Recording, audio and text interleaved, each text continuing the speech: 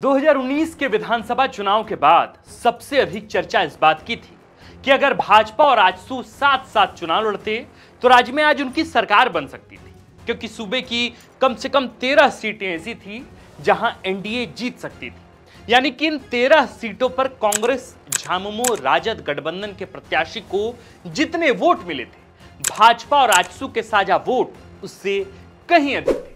लेकिन चूंकि दोनों पार्टियां अलग चुनाव लड़ी थी, एनडीए ये सभी सीटें हार गई और उन्हें 5 सालों तक विपक्ष में बैठना पड़ा था। ये 13 सीटें थी मधुपुर, डुमरी, जुगसलाई, ईचागढ़, लोहरदगा, जामा, नाला, बड़कागांव, रामगढ़, घाटशिला, खिजरी, चक्रधरपुर और गांडे की विधानसभा सीट। इन सभी सीटों पर आजसू और भाजपा ने एक दूसरे को, यानी यूं कहें कि एक दूसरे का समीकरण नहीं खराब किया था, जिसका फायदा झामुमो या कांग्रेस के प्रत्याशी को मिला था।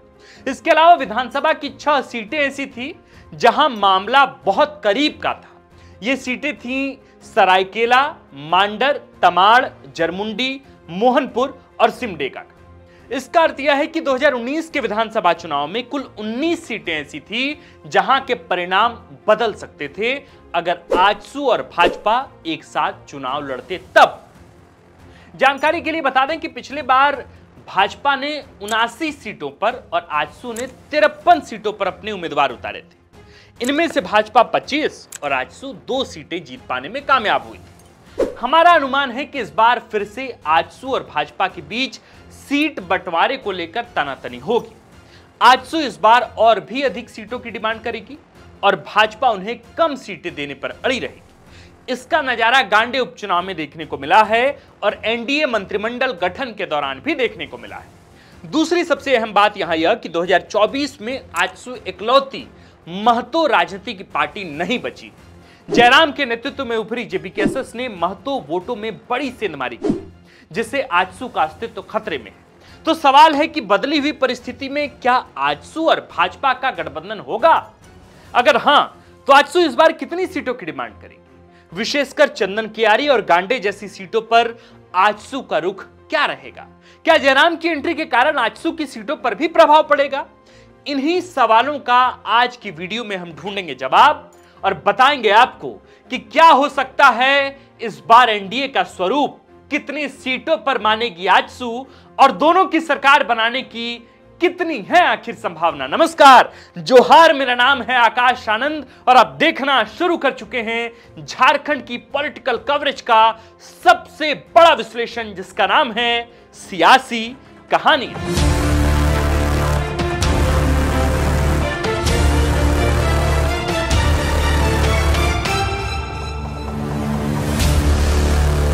हाल ही में खत्म हुए लोकसभा चुनाव के बाद झारखंड में भाजपा कमजोर हुई है और बैकफुट पर आई है। सवाल सिर्फ बाबूलाल के नेतृत्व पर ही नहीं है, बल्कि पार्टी के रिवाइवल का भी सवाल है। ऐसे में आने वाले विधानसभा चुनाव में भाजपा किसी भी तरह का रिस्क नहीं लेना चाहेगी। इसी का फायदा उठाकर आजसू अधिक सीटों की डिमांड कर सकती है। यह आंकड़ा कितना होगा अभी नहीं कहा जा सकता, लेकिन हमारा अनुमान है कि पिछले चुनाव में जितनी सीटें आजसू को मिली थी, उससे अधिक सीटें आजसू चाहेगी।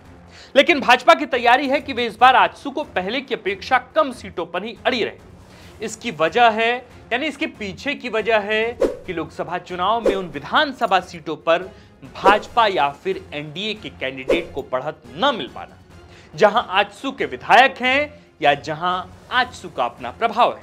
यहां तक कि सिल्ली और गोमिया जैसे क्षेत्र में भी एनडीए कैंडिडेट चंद्र प्रकाश चौधरी को बढ़त नहीं मिल पाई। यहां से, यानी कि रांची लोकसभा सीट से सांसद संजय सेठ को भी बढ़त नहीं मिली सिल्ली विधानसभा से। अब इसका अर्थ भाजपा यह निकाल रही है कि जयराम के आने से आजसू कमजोर हुई। ऐसे में वे नहीं चाहेंगे कि आजसू को अधिक सीटें दी जाए। हम थोड़ा आजसू और जेपीकेएसएस के बीच के समीकरण को भी समझने की कोशिश करते हैं, थोड़ा इस रिश्ते को भी डिकोड करने की कोशिश करते हैं। देखिए, अब तक महतो वोटरों के पास 2 ही विकल्प थे, पहला झामुमो और दूसरा आजसू। भाजपा के पास न तो उस कद का कोई महतो नेता है और न ही कांग्रेस कुड़मियों की पार्टी।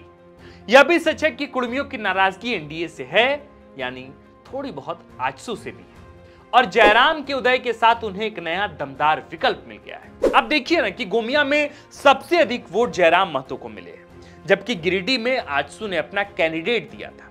इसी तरह सिल्ली में जेपीकेएसएस के देवेंद्र नाथ महतो को भी अच्छी खासी लीड मिली है। इन आंकड़ों पर आप क्या निष्कर्ष निकालते हैं? ये तो बात लोकसभा की थी। विधानसभा में तो स्थितियां जयराम के और भी पक्ष में जा सकती हैं। यानी कि यह नैरेटिव गलत नहीं है कि जयराम के उदय का सबसे बड़ा नुकसान आजसू को होने जा रहा है, और भाजपा इस बात से भली भांति परिचित भी है। खबर तो यह भी है कि दिल्ली में जयराम को लेकर बातचीत भी चल रही है। भाजपा के लिए तो इस बार का चुनाव रिवाइवल के लिए है, लेकिन आजसू के लिए तो अस्तित्व की लड़ाई है। चुनाव 53 सीटों पर लड़कर 2 सीटें हासिल करने वाली पार्टी है आजसू। इधर जयराम ने लोकसभा चुनाव में भी अपना लोहा मनवा दिया है। अब जिन सीटों पर आजसू और जेपीकेएसएस सामने सामने होगी, वहां समझ आएगा कि आगे की राजनीति में इन 2 पार्टियों में कौन बाजी मारने वाला है। ये तमाम फैक्टर ऐसे हैं जो भाजपा को अधिक सीटें रखने का आधार दे रहे हैं, और यही कारण है कि आजसू भाजपा से खफा होकर अलग हो सकती है। हालांकि यह कहना बहुत जल्दबाजी होगी, लेकिन आप जब 2024 के केंद्रीय मंत्रिमंडल गठन के प्रकरण को गौर से देखते हैं तो साफ साफ नजर आता है कि आजसू को मंत्रिमंडल में जगह नहीं मिलने को लेकर नाराजगी थी। कई हलके से यह नाराजगी नजर भी आई। यही नाराजगी बढ़ सकती है, ऐसा हमारा अनुमान है, और इसी बाबत कॉम्प्रोमाइज हो सकता है ज्यादा से ज्यादा सीट मांगने का विधानसभा चुनाव। कुल मिलाकर कहें तो इस बार भाजपा को भी आजसू की जरूरत है, और आजसू को तो भाजपा की जरूरत है ही, क्योंकि अगर दोनों अलग चुनाव लड़े तो 2019 से भी बदतर स्थितियां हो सकती हैं। लेकिन साथ आने की जो शर्तें हैं उसमें किसी एक को बड़ी कुर्बानी देनी पड़ेगी, और हो ना हो वह पार्टी आजसू होगी। क्योंकि इस बार अगर आजसू भाजपा के साथ नहीं रही तो भाजपा का तो जो होगा वो होगा ही, पर आजसू अपने सबसे बुरे दौर में पहुंच सकती है। भाजपा के कुछ सूत्र यह बता रहे हैं कि भाजपा आजसू को सिंगल डिजिट से अधिक सीटें देने के प्लान में नहीं है, यानी 10 से कम सीटें। ऐसे में आजसू को अपने भविष्य और वर्तमान को देखते हुए निर्णय लेना होगा। बात थोड़ी सी चंदन कियारी और थोड़ी सी गांडे सीट को लेकर करते हैं। गांडे में इस बार आजसू पूरा मन बना चुकी थी कि वे अपना कैंडिडेट उतारेगी, लेकिन आजसू प्रेस कॉन्फ्रेंस करने में व्यस्त रही और इधर भाजपा ने अपना कैंडिडेट उतार दिया। चूंकि लोकसभा में आजसू को भाजपा की जरूरत थी, इसलिए वे शांत रहे, लेकिन विधानसभा में गांडे सीट पर दोनों पार्टियों के बीच टकरार देखने को मिल सकती है। चंदन कियारी को लेकर पिछली बार भी दोनों के बीच तनातनी हुई, गठबंधन नहीं हो सका था। इस बार भाजपा किसी कीमत पर यह सीट नहीं छोड़ सकती, क्योंकि यह भाजपा की तरफ से नेता प्रतिपक्ष अमर बावरी की सीट है।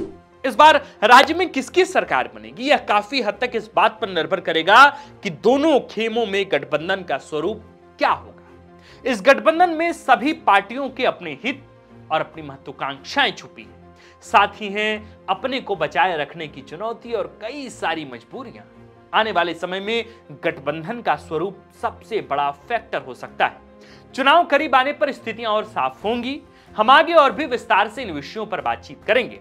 फिलहाल हम इसी नोट पर अपनी बात आज यही खत्म कर रहे हैं कि आजसू और भाजपा के बीच गठबंधन आसान नहीं दिख रहा है, लेकिन यह दोनों पार्टियों के लिए बेहद जरूरी ही नहीं, उनकी मजबूरी भी है कि वे एक साथ रहें। आपको यह वीडियो कैसा लगा हमें कमेंट में तो लिखकर आपको जरूर बताना है, लेकिन इसके साथ साथ आपको यह भी बताना है कि आप 2024 के विधानसभा चुनाव में भाजपा और आजसू के गठबंधन को लेकर क्या सोचते हैं।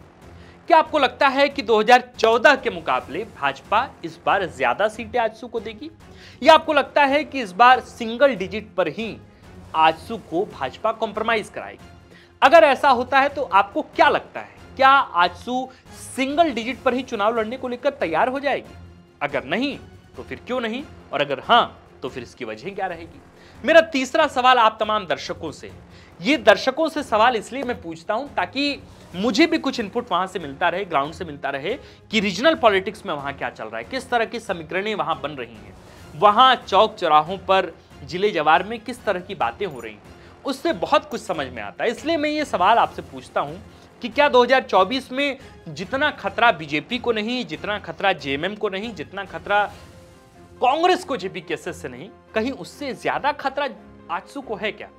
और क्या आपको लग रहा है कि सुदेश महतो इन दिनों अपने राजनीतिक जीवन के सबसे बड़े परेशानी में, सबसे बड़े इम्तिहान में गुजरने वाले हैं 2024 के विधानसभा चुनाव में? आपको इन तमाम तीनों सवालों को लेकर आपकी राय क्या है, आपके नजरिए इस पर क्या है, आपका इनपुट क्या है, आपका विचार क्या है, आपका अर्थमेटिक, आपका कैलकुलेशन क्या है, ये तमाम चीजें आप हमें कमेंट में लिखकर जरूर बताएं। बाकी आप देखते रहें द फोर्थ पीरियड का नया नवेला, अब तो पुराना हो चुका कार्यक्रम सियासी कहानी। मेरा नाम है आकाश और कैमरे के पीछे है नीरज। शुक्रिया।